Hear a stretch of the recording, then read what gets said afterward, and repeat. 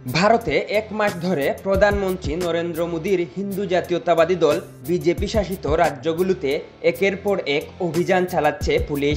তারা বাড়িঘরে হানা দিয়ে মুসলিম পুরুষদের গ্রেপ্তার করছে। অভিযান চলাকালে কারো কারো বাড়িঘর গুড়িয়ে দেওয়া হয়েছে। গ্রেপ্তার ব্যক্তিদের কথিত অপরাধের সূত্র একটি পোস্টার, টি শার্ট বা সামাজিক যোগাযোগ মাধ্যমে মহানবী হজরত মুহাম্মদ সাল্লাল্লাহু আলাইহি ওয়াসাল্লামের প্রতি ভালোবাসা প্রকাশ করে লেখা আই লাভ মুহাম্মদ সাল্লাল্লাহু আলাইহি ওয়াসাল্লাম। কর্তৃপক্ষের দাবি এই বাক্যটি আইন শৃঙ্খলার জন্য হুমকি তৈরি করছে। অলাভজনক সংস্থা association for protection of civil রাইটার্সের তথ্য মতে ক্ষমতাসীন বিজেপি শাসিত রাজ্যগুলোয় এ পর্যন্ত কমপক্ষে 22টি মামলা হয়েছে। আসামি করা হয়েছে 2500-এরও বেশি মুসলিমকে। এসব রাজ্য থেকে অন্তত 40 জনকে গ্রেপ্তার করা হয়েছে।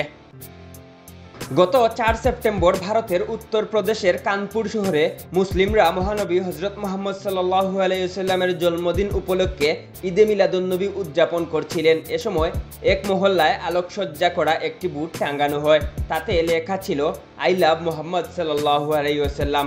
স্থানীয় কিছু হিন্দু এর সমালোচনা করেন। প্রাথমিকভাবে হিন্দুদের অভিযোগ ছিল প্রকাশ্যে ধর্মীয় উৎসব উদযাপনে নতুন কোনো উপাদান সংযোজন করা উত্তরপ্রদেশের আইনে নিষিদ্ধ। আর ঈদে মিলাদুন্নবী সাল্লাল্লাহু আলাইহি ওয়াসাল্লামের ঐতিহ্যবাহী উৎসবে আলোকসজ্জা করা এই বোর্ডটি নতুন সংযোজন। এই অভিযোগের ভিত্তিতে পুলিশ 2 ডজন মানুষের বিরুদ্ধে মামলা করে। তবে মামলায় কারো গুরুতর অভিযোগ আনা হয়নি। অভিযোগটি ধর্মকে ব্যবহার করে বিদ্বেষ ছড়ানোর।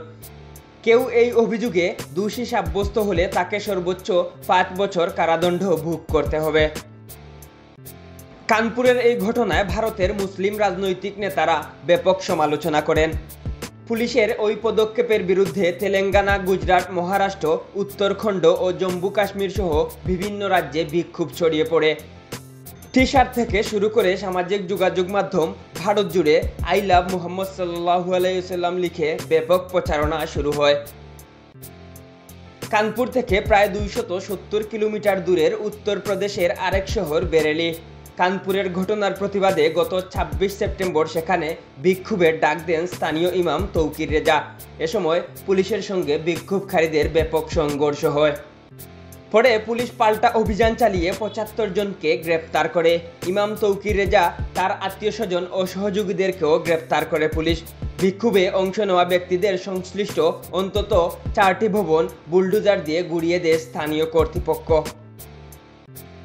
সাম্প্রতিক বছরগুলোতে ভারতে বহু মুসলিমের ঘরবাড়ি এভাবেই বিনা নোটিশে আদালতের আদেশ ছাড়াই ধ্বংস করা হয়েছে।